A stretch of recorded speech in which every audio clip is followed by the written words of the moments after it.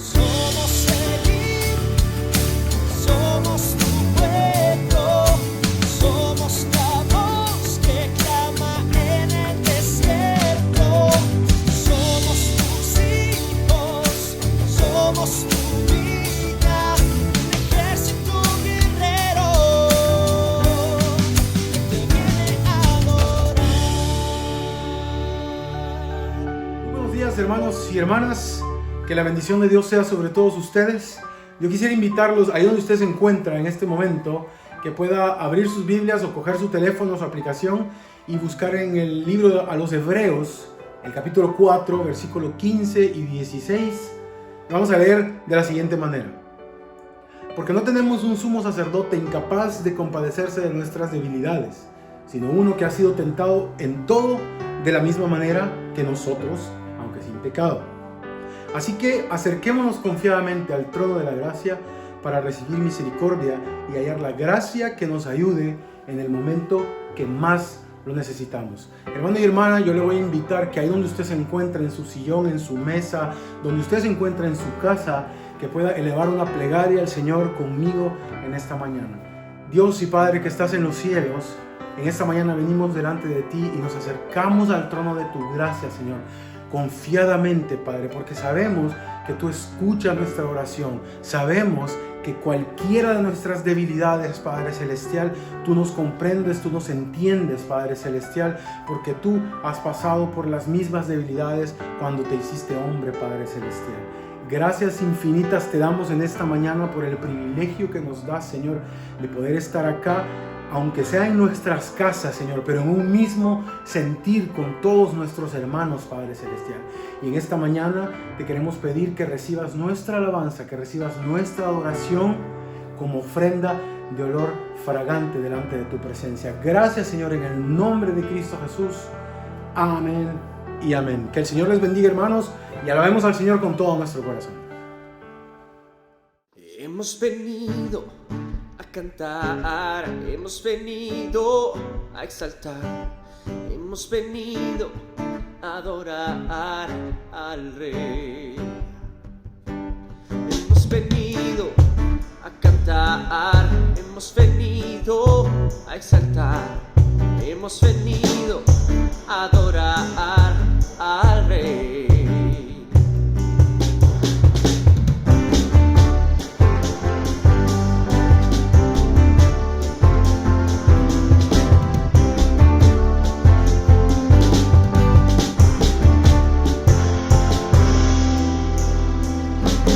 Hemos venido a cantar, hemos venido a exaltar, hemos venido a adorar al Rey.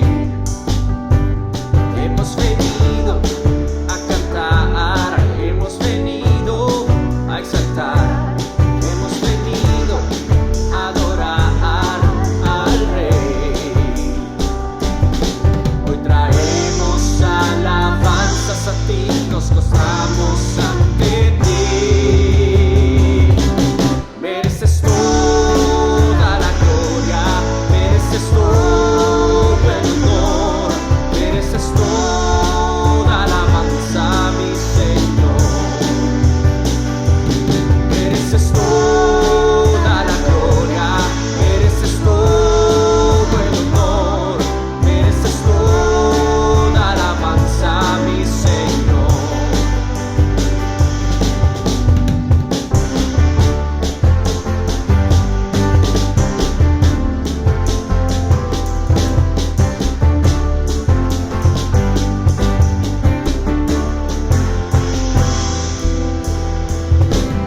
Hemos venido a cantar, hemos venido a exaltar, hemos venido a adorar al Rey. Hemos venido a cantar, hemos venido a exaltar, hemos venido a adorar al Rey. Hoy traemos alabanzas a ti,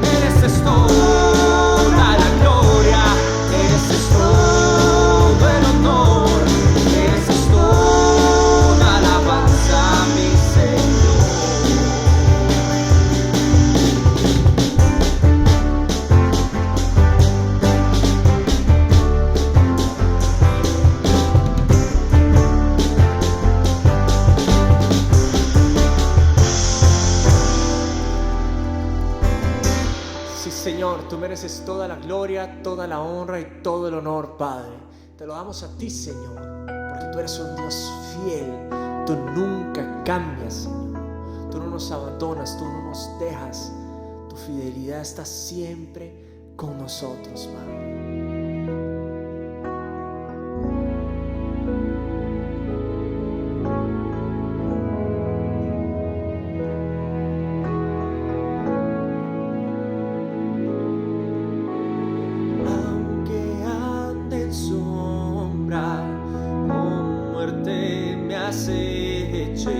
Mi alma confiará en tu fidelidad.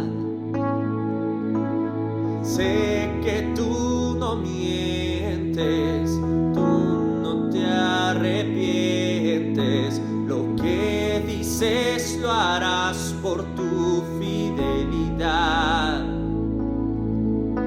Mi corazón no temerá, sé que a mi lado estás.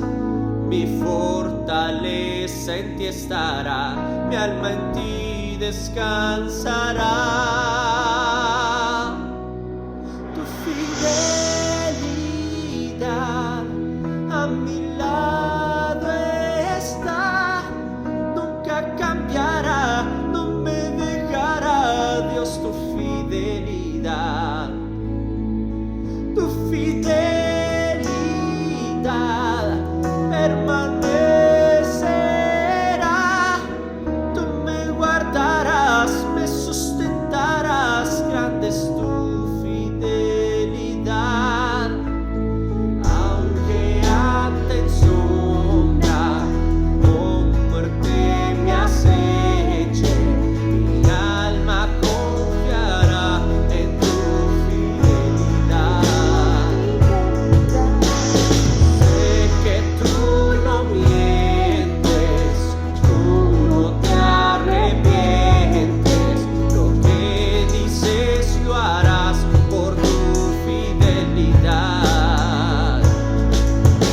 Mi corazón no temerá, sé que a mi lado estás.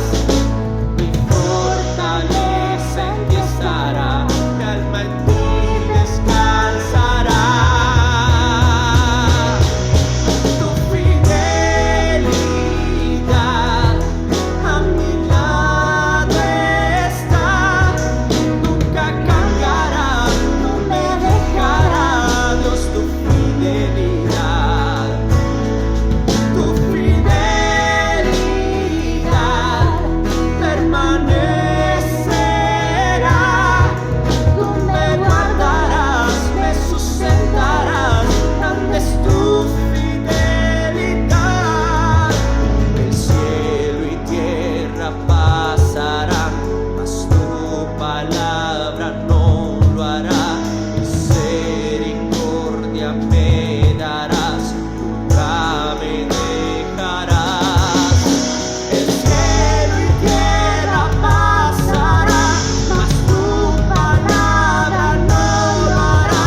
Misericordia me darás, nunca me dejarás.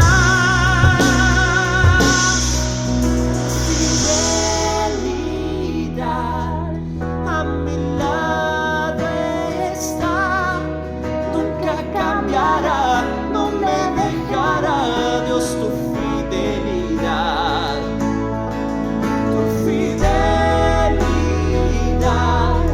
permanecerá. Tú me guardarás, me sustentarás. Grande es tu fidelidad.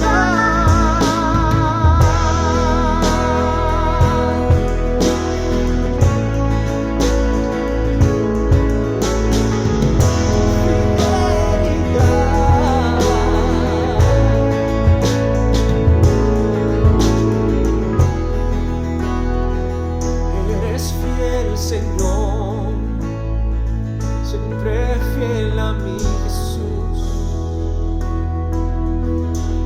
Aunque no sea fiel, tú permaneces fiel.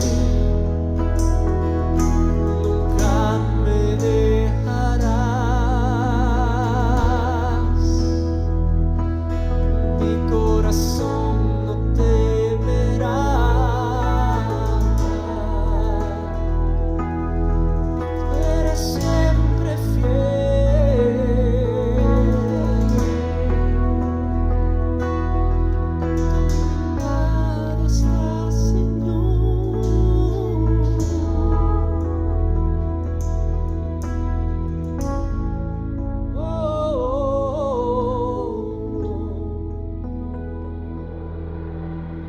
eres siempre fiel,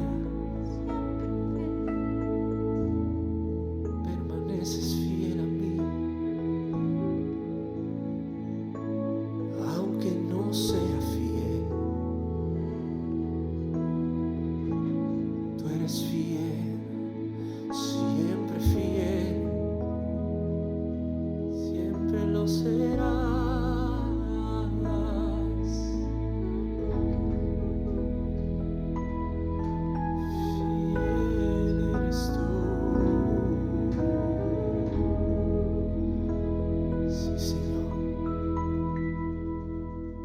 Hermanos, Dios les bendiga a todos ustedes en esta mañana dominical.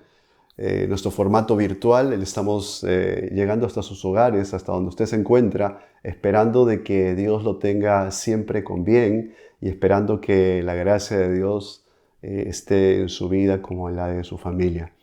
Quisiera, por favor, que podamos abrir entonces la palabra del Señor, porque para eso también usted está aquí en medio nuestro, para que podamos ser bendecidos con una porción de la palabra de Dios.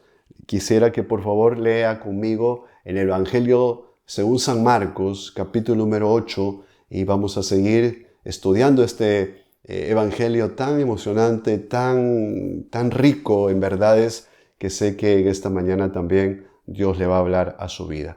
Capítulo 8 de Marcos, el verso número 27 en adelante. Dice la palabra del Señor: Jesús y sus discípulos salieron hacia las aldeas de Cesarea, el versículo 27, Cesarea de Filipo.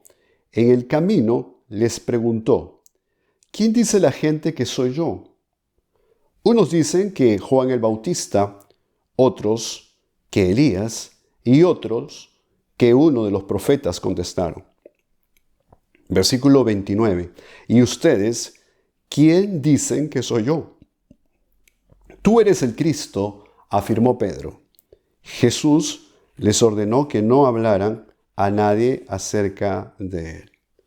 Vamos a hacer una oración. Señor, te damos las gracias, Padre, porque tú eres bueno y porque para siempre, Señor, es tu misericordia para aquellos que te amamos. Te pedimos en esta mañana que tú puedas bendecir tu palabra y que ella pueda encontrar el buen terreno, Señor, donde caer y germinar y dar, Señor, el 100%. Oh Dios mío, te pedimos también que tu palabra pueda ser ese consuelo y que pueda confirmar nuestros corazones, Señor. La necesitamos cada día, no solamente leerla, Señor, sino que necesitamos también meditar en ella. Por eso te pido, Señor, que tú bendigas nuestras vidas, bendigas a toda tu iglesia, Señor, nuestra iglesia local, como a todos aquellos que van a escuchar tu palabra a través de las redes sociales. Todo esto te lo pedimos en el nombre de Jesucristo. Amén. Amén. Hermanos, la pregunta que Jesús hizo a sus discípulos, dice el verso 27, la hizo cuando salían hacia las aldeas de Cesarea de Filipo. Bueno, hablemos un poco de Cesarea de Filipo. Cesarea de Filipo era una ciudad que se encontraba al noreste de las tierras de Israel. Y Jesús hace esta pregunta acerca de esta ciudad por una razón un tanto, vamos a decir que es particular. ¿Por qué? Porque la ciudad de Cesarea de Filipo era una ciudad que en el tiempo de Jesús era conocida como una ciudad muy pagana. Es más, el nombre que recibe ya tiene un significado, y es de que se le puso Cesarea en honor a los César, es decir, a los emperadores romanos. Además, en esta ciudad quizás fue una o la única en donde se erigió un templo dedicado a estos emperadores.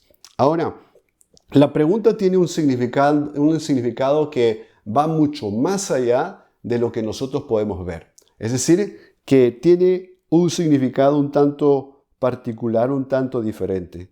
Y la pregunta es, ¿quién dice la gente que soy yo? Eso es lo que le pregunta Jesús a sus discípulos, pero se lo pregunta no porque él quería realmente saber qué es lo que pensaba la gente de él, como pues nosotros en nuestra cultura de ahora, que es un tanto individualista, es una cultura, nuestra sociedad siempre busca, pues los hombres y las mujeres siempre buscan tener un sitio en la sociedad y se preocupan de una manera tan, pero tan importantes para ellos, cuidar su aspecto, cuidar su fama, cuidar justamente lo que la gente piensa de ellos, y según lo que piensa de ellos, pues ellos actúan.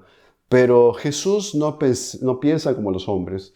Jesús hace esta pregunta porque él quería justamente saber qué es lo que la gente decía acerca de su persona, pero más que todo de su identidad como hombre o como personaje, ya que ustedes saben de que Jesús no había sido una persona como cualquier otra, sino que había sido alguien que había dejado una huella en la sociedad y en las regiones y en la nación donde él nació. Desde su nacimiento se habla de él, pero también en su edad adulta, que es la que estamos en este momento viendo. Es decir, de que Jesús no podía pasar desapercibido, y no podía pasar desapercibido porque dice la Biblia que todo él lo hacía bien, y eso hace unas semanas atrás pues lo habíamos meditado, de que todas las cosas que Jesús hacía, es decir, sus enseñanzas acerca del reino de Dios que se había acercado a los hombres, sus reflexiones, sus parábolas, la manera de cómo él se acercaba a la gente, los milagros que se sucedían, que lo acompañaban, las resurrecciones que habían, la alimentación que, por ejemplo, en este capítulo también hemos visto cómo él alimentaba a la gente que lo seguía y no tenía dónde regresar a comer, los milagros y todo este conjunto de eventos hacía que Jesús no pasaba desapercibido. Es el momento entonces, y estamos ya casi en donde Jesús va a anunciar su muerte, en donde él se dirige a sus discípulos para saber justamente qué escuchaban ellos de lo que decía la gente acerca de su persona. Pero lo repito, no era porque él quería buscarse un lugar dentro de la sociedad, o no era porque él quería cuidar su fama, cuidar su persona, sino que lo que él quería era saber si es que su identidad como un personaje que no pasaba por alto estaba bien clara, no solamente en la sociedad, sino que más adelante vamos a ver que también él buscaba saber qué es lo que piensan sus discípulos acerca de él. Es por eso de que eso es muy importante que sepamos, porque muchas veces hay personas que dicen de que la pregunta es una pregunta pues que trataba de hacerlos un tanto desestabilizar la confianza de los discípulos, o que los discípulos pues puedan afirmar algo que ellos no creían o que creían a medias, pero no. Jesús estaba buscando y para él era importante saber si realmente todo lo que él había hecho valía la pena y había marcado la vida de las personas. Y es por eso de que esta pregunta no es por demás, es una pregunta que vale la pena hacer, que él vio que era importante hacerla. Y vuelvo a repetir, y esa es una verdad que quisiera que esta mañana usted sepa, de que Jesús buscaba una identidad,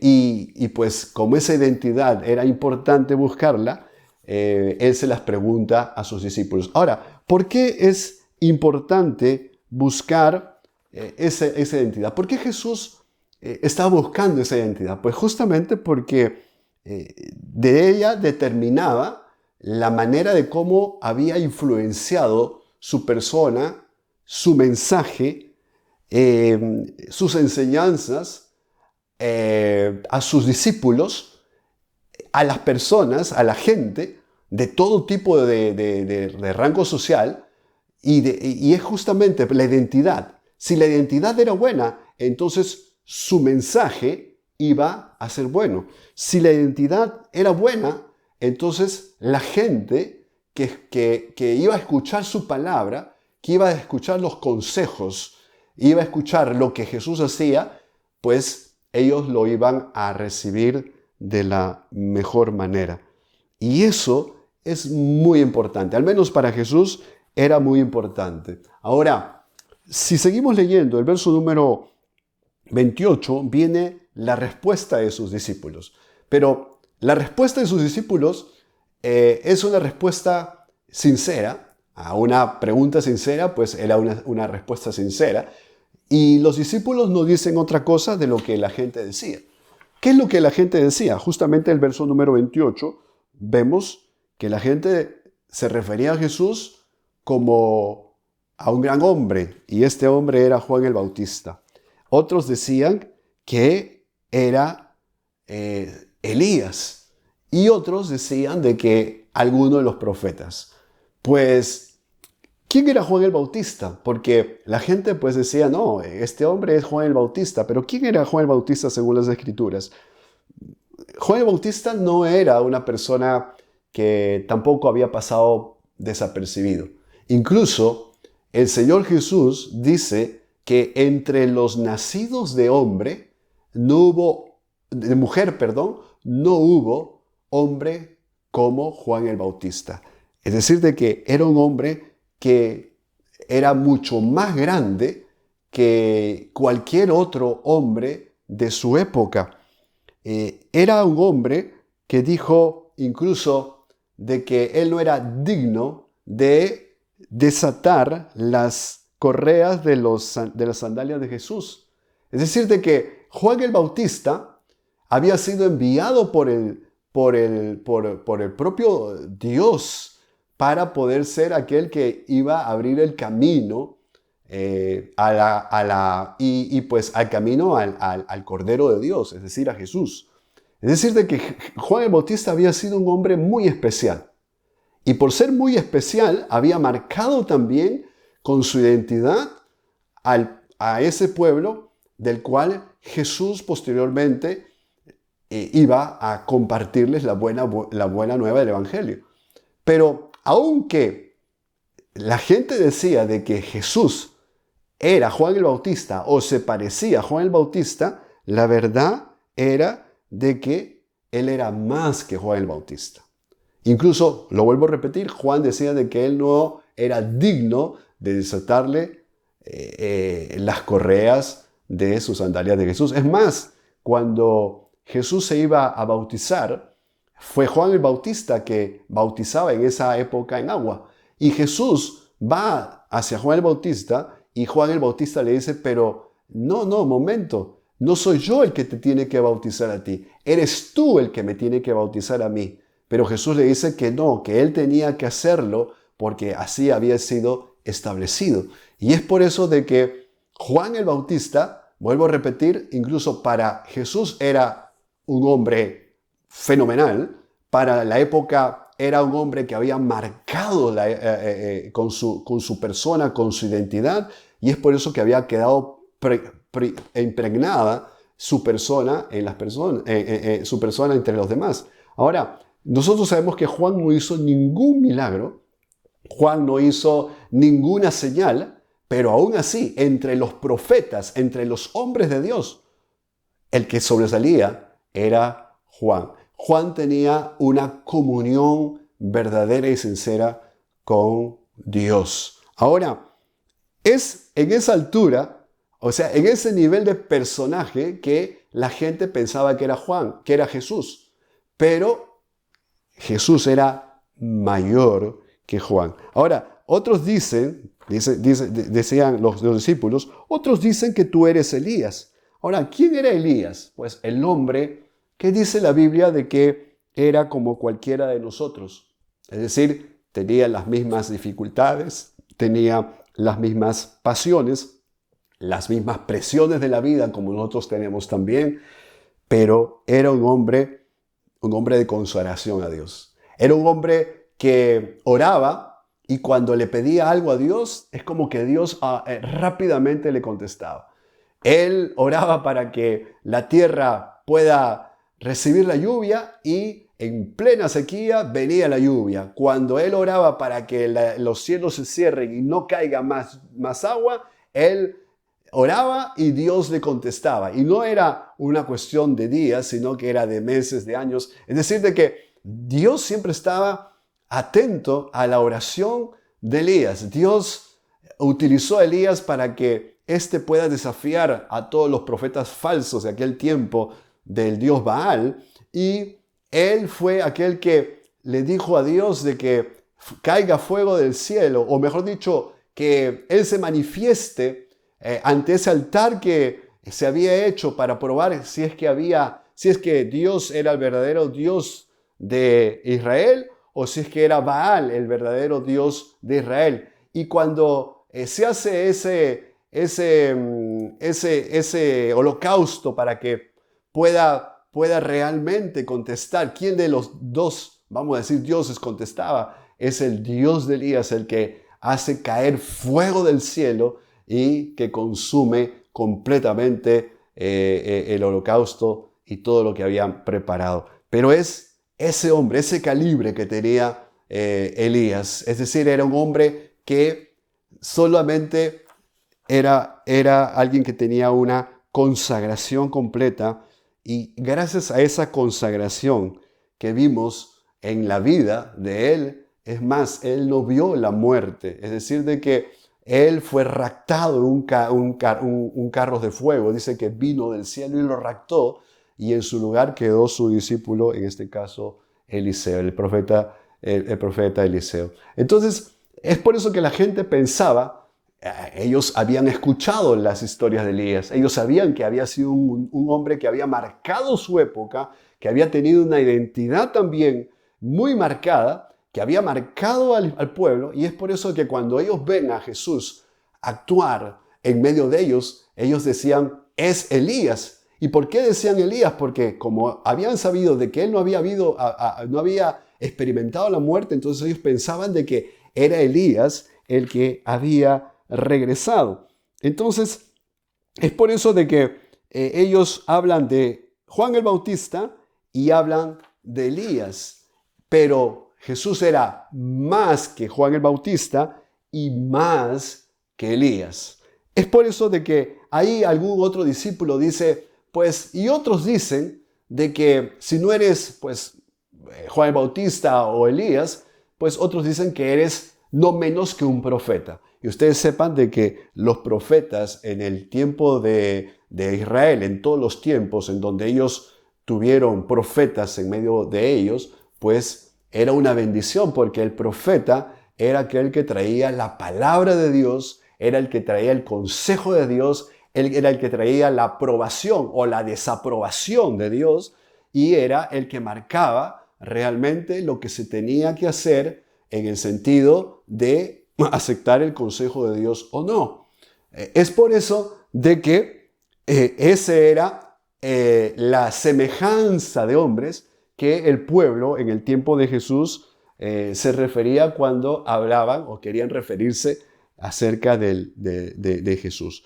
Y es ahí donde Jesús dice en el verso 29, dice que él, al haber escuchado ya lo que la gente decía, y vuelvo a repetir, él no estaba buscando saber qué es lo que, vamos a decir de una manera morbosa, saber si realmente su fama estaba pues entre las mejores dentro de Israel, dentro de la gente de Israel. Jesús no estaba buscando eso. Lo que Jesús estaba buscando era el grado de identidad, la manera de cómo es que él había marcado al pueblo. Y es ahí donde Jesús se vuelve a sus discípulos y él les dice la misma pregunta que les hizo anteriormente. Y les dice el verso 29, ¿y ustedes quién dicen que soy yo?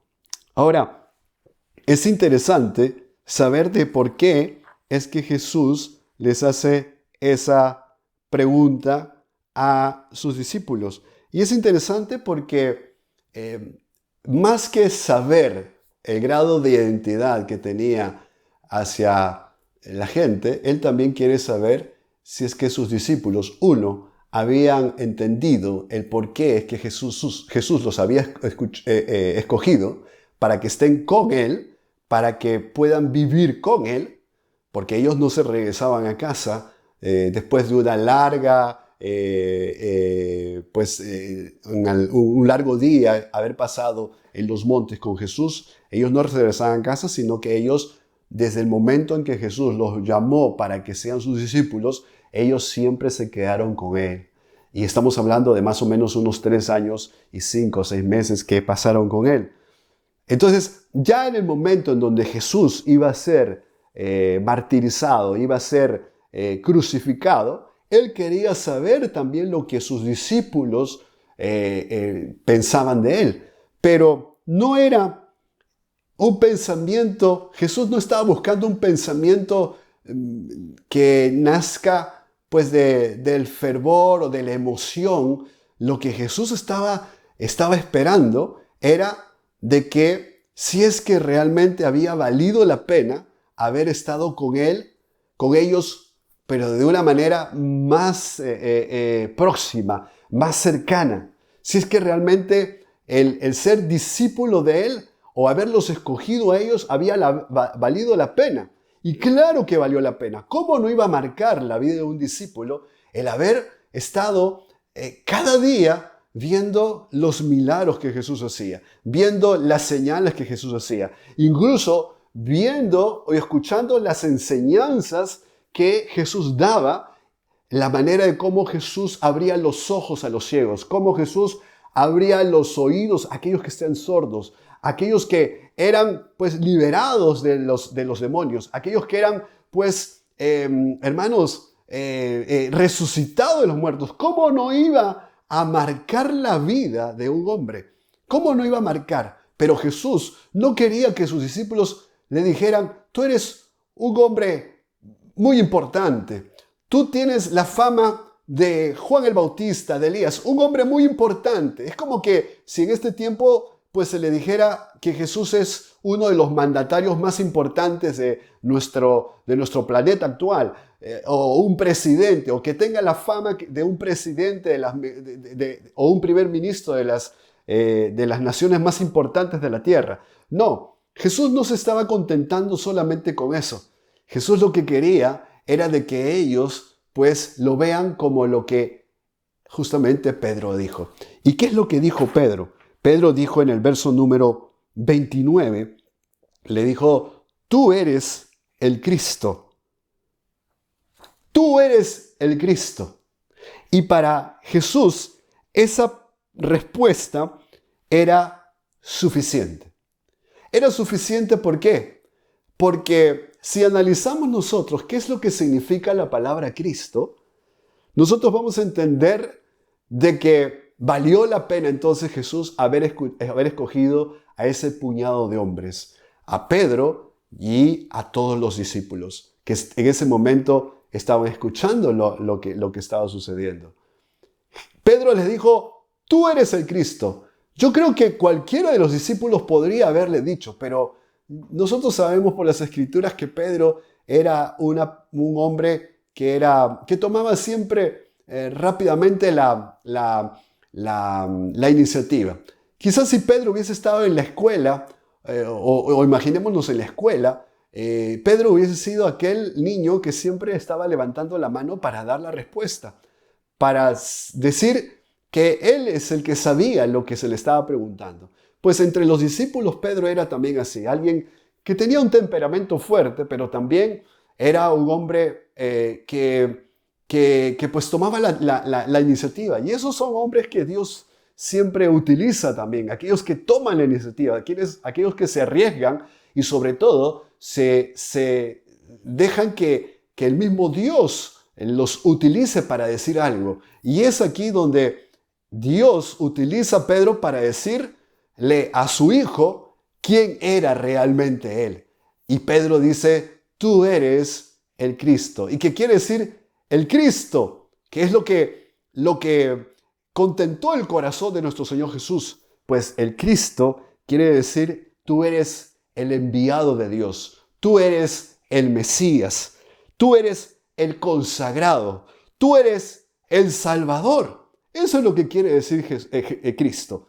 Y eso era suficiente para Jesús. Él no quería tener la fama probablemente de Juan el Bautista. Yo no digo de que él lo estaba despreciando. No digo que Jesús estaba despreciando a algunos de los profetas. ¿Quién iba a despreciar a Elías? ¿O quién iba a osar despreciar a Juan el Bautista? Nadie. Es más, tenía un buen hombre como Jeremías, por ejemplo.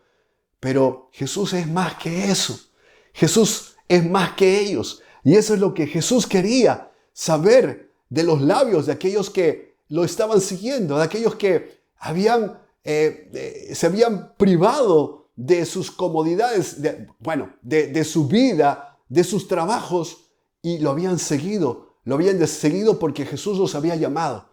Y es justamente esa respuesta, tú eres el Cristo, una respuesta pequeña, corta, pero que tiene mucho que ver y que sació la sed que tenía Jesús de poder decir, pues consumado es. No solamente eso lo hizo o lo dijo cuando fue clavado en la cruz, sino que también sintió en este momento justamente cuando Pedro le dijo, tú eres el Cristo, tú eres el Hijo del Dios viviente, como lo dicen también los otros evangelios de Mateo y de Lucas, que también esta historia está ahí.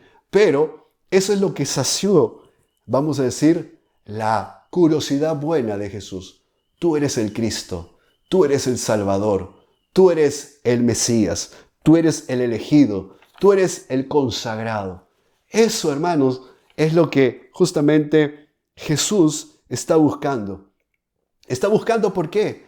Porque, vuelvo a repetirlo, y quizás sea la verdad central, Jesús buscaba entre los hombres una identidad, porque esa identidad influiría en su persona, en su mensaje, en los discípulos y también en lo que ellos iban a hacer, e incluso iba a afectar en aquellos que lo iban a escuchar o que los iban a escuchar. ¿Es que realmente valió la pena el trabajo de Jesús con sus discípulos? Claro que sí. Claro que valió la pena. Desde ese momento, por eso que el verso 30 dice de que les mandó a aquellos no se lo digan a nadie. Pero no era porque Jesús no quisiera de que los otros sepan quién era Él, sino que para Jesús era suficiente que ese séquito de 12 hombres y algunos que también estaban ahí, que también lo seguían a Jesús, y las mujeres también seguían a Jesús. Y yo me supongo que no solamente estuvieron esos 12, quizás estuvieron unos poquitos más ahí, porque este fue un momento de intimidad, Jesús con sus discípulos. Pero valió la pena, ¿por qué? Porque esa frase caló en el corazón de Pedro.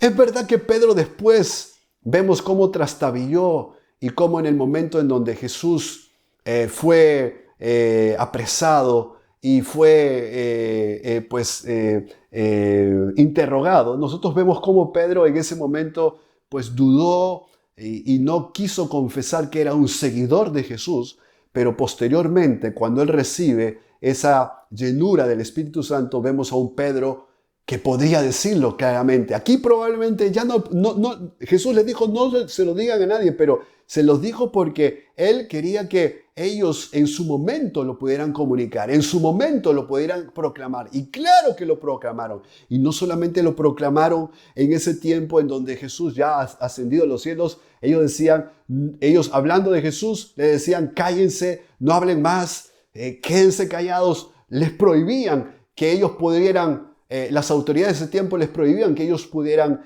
comunicarlo a todo el mundo, pero ellos decían, no podemos dejar de decir lo que hemos visto y oído acerca de nuestro Maestro, acerca de Jesús. Había el momento para decirlo, pero en este momento Jesús dice, no, ahora yo ya estoy tranquilo. ¿Por qué? Porque ha valido la pena el que yo haya estado con ustedes. Ahora, eso también es lo que también busca Jesús en todos aquellos que podemos decir que Él es el Cristo. Para nosotros los creyentes, tú hermano que me escuchas, hermana que me escuchas, es importante que también tú tengas clara la identidad de Jesús en tu vida. ¿Por qué? Porque Jesús no quiere que tú lo veas como lo ven los hombres de nuestra época, de nuestra sociedad actual. Hace algunos años yo escuché, incluso creo que lo leí, y leí una encuesta que se había hecho en Inglaterra, en el Reino Unido, acerca de la persona de Jesús. Y en esa encuesta se veía de que quién era, bueno, no necesariamente estaban diciendo en qué puesto estaba Jesús, sino que quién era el hombre más famoso, o para los ingleses, quién había sido el hombre más famoso. Y bueno, entre los primeros puestos estaban la reina, estaban sus autoridades, estaban algunos cantantes, estaban algunos personajes, estaban no solamente de su sociedad, de su país, sino que de todo el mundo. Pero el Hijo de Dios, el Salvador, tu Salvador, mi Salvador, estaba en el puesto 127 de ese ranking. Claro, porque el hombre natural ve a Jesús como cualquier otro, como un personaje que pues marcó su época, pero que ya no va a marcar más la época de los hombres de estos fines, de este fin de los tiempos. Pero para nosotros, Jesús siempre está buscando saber cuál es la identidad que Él tiene, pero en tu corazón, en tu vida. Y Jesús no quiere que nosotros lo veamos como un hombre importante, como alguien que pues sí fue un buen hombre, fue alguien que fue muy bondadoso con la gente, que ayudó mucho a la gente y que es más, pues hizo milagros en favor de la gente. Incluso que pues resucitó personas, resucitó hombres, mujeres, niños. Jesús no solamente quiere que uno lo reconozca, que nosotros lo reconozcamos como eso, como ese tipo de personas. Jesús lo que quiere es que tú tengas clara en tu mente y en tu corazón de que Él es tu Salvador, que Él es tu libertador, que eres el ungido de Dios, que Él vino a morir en esa cruz por mí y por ti. Él vino a salvar lo que se había perdido. Es decir, que Él es el enviado, el ungido, el Cristo, el Salvador.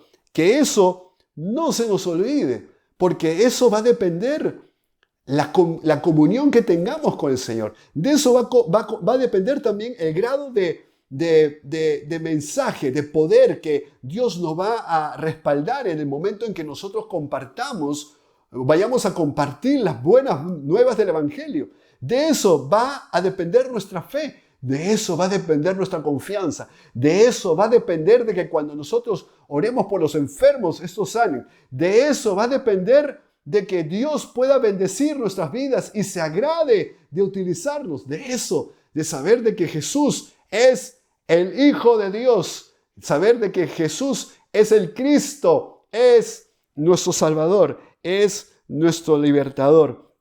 Ahora, si nosotros tenemos claro eso, y eso llena nuestro corazón de alegría, de felicidad, tenlo por seguro que la gracia de Dios estará en tu vida. Tenlo por seguro que la misericordia de Dios te va a acompañar. Tenlo por seguro de que cuando tú abras tu boca, Dios va a utilizar lo que Él te ha enseñado en la comunión. Con sus discípulos fue 3 años y medio y ya saben, esos 3 años y medio fueron pero tan impactantes en la vida de los discípulos que han pasado más de 2000 años y esas enseñanzas que han sido transmitidas por sus discípulos y los discípulos a sus discípulos y sus discípulos a los discípulos. Y esas enseñanzas han llegado a nuestra vida y han impactado tanto. Pues Jesús quiere de que cuando nosotros hablemos de Él, cuando nosotros compartamos su palabra, tengamos presente de que Él no fue un hombre como cualquiera. Él fue el Hijo de Dios, el Cristo, el Salvador, el libertador, el que hace que el hombre reciba la vida eterna. ¿Y qué es la vida eterna? Dice la palabra, que te conozcan a ti, Jesús, como el único Salvador, y a ti, Dios, como el único que da la vida a través de su Hijo amado.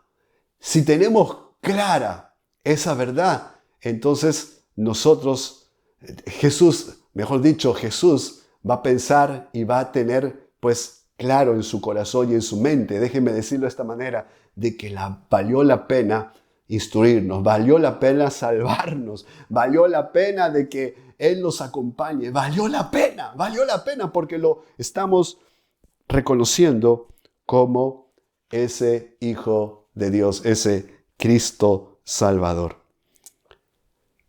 En esta oportunidad me voy a dirigir también a aquellos que no conocen al Señor. Tú que estás escuchando, tú puedes decir, bueno, yo también tengo claro de que Él fue Cristo, pero para que tú tengas clara esa verdad, tienes que realmente tener una relación con Él. Porque si no será solamente un halago de labios, pero la Biblia dice que tu corazón estará lejos de Él.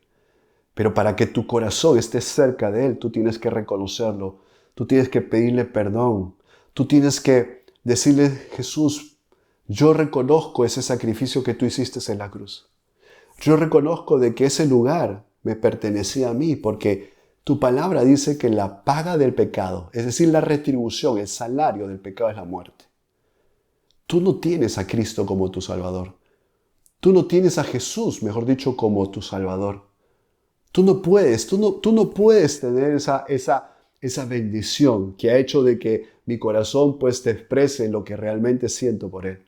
Pero si tú lo quieres tener, es esta oportunidad en donde yo te invito a que tú, antes de que finalice este año, antes de que tú hagas un balance de lo que ha sido este año, para muchos de nosotros ha sido un año muy duro. Para muchos, no solamente estoy hablando para los creyentes, sino para la humanidad entera. Ha sido un año que ha probado mucho nuestra vida. Y hay muchas personas, y probablemente muchos entre los cristianos, como también en aquellos que no son, muchas personas han fallecido por esta pandemia.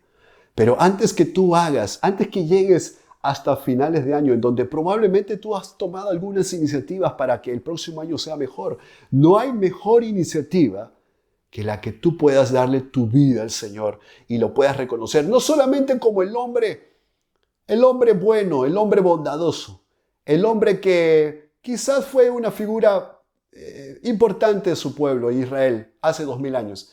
Ese mismo hombre se te presenta en esta mañana a tu vida y te dice, si tú me reconoces como el Cristo, el Salvador, entonces tendrás vida eterna. Es una cuestión de fe, es una cuestión de confianza, es una cuestión de declarar, de proclamar, es una cuestión para poder hacerlo. Entonces, Él tiene que vivir en tu corazón, Él tiene que entrar a tu vida, Él tiene que reinar, Él tiene que ser el Señor, el amo de tu corazón, de tu alma, de tu ser.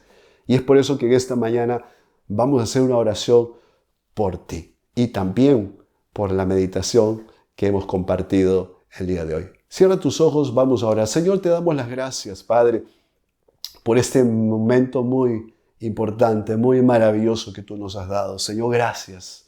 Gracias porque a través de tu palabra nosotros sabemos de que tú buscaste más que la fama, más que el buen nombre, tú buscaste el grado de identidad que tú tenías entre tu pueblo, entre las personas que en ese tiempo te conocían.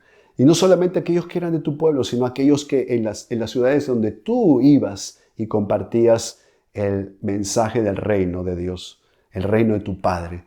Pero también tú buscaste esa identidad en tus discípulos. Y cuando fue Pedro aquel que te dijo, tú eres el Cristo, para ti fue suficiente, Señor. Para ti fue suficiente porque tú dijiste, ahora entiendo de que eso, lo que Pedro dijo, salió de lo profundo de su ser. Fue una revelación, es verdad, que venía del Padre, pero también salió de lo profundo de su ser.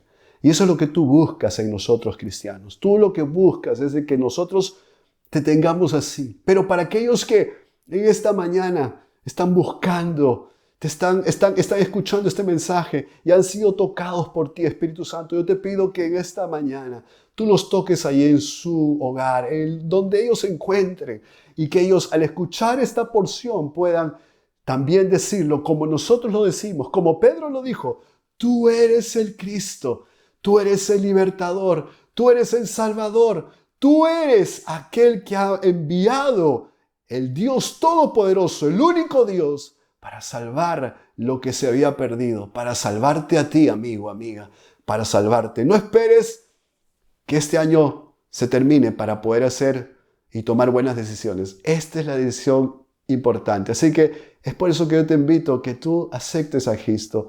Dile: perdóname, Señor, ya no quiero volver atrás. Quiero vivir en una novedad de vida. Eso es lo que dice tu palabra, que somos llamados a una novedad de vida, y esa novedad de vida dásela a esta persona que está aceptándote a ti, Señor. En el nombre de Jesús. Y aquel que te conoce a ti dice que tendrá la vida eterna. Gracias, Señor, en el nombre de Jesús. Y todos decimos amén. Gracias, gracias.